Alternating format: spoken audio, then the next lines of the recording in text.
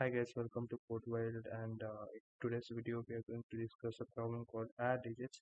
It's a lead code easy live question. So the question is given an integer num, we have what we have to do is we have to break this down into single digit and add it until we get a single digit. That is, for example, let's take an example of 38. 38 can be break down into 3 plus 8, that is 11. 11 again can be break down into 1 plus 1, which is 2. So 2 can't be break down because it has only one digit. So we will return 2. So basically, it's very easy. We just have to divide it by 10 and for getting the first value, and for getting the last value we have to just take the mod of it. So this is pretty much easy. We can solve this using iterative approach. Also, you can go with recursion also. So I'm going to show you using iterative. It's very easy. Just if you are taking a sum for uh, for calculating the sum, the end sum. So what we do is we just take a while loop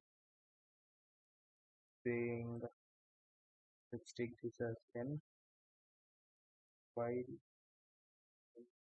greater than 0, and say that sum plus equal to n mod 10, and we say that sum this is to calculate the sum which I just said. We do sum mod 10 plus sum by 10, and we decrease the count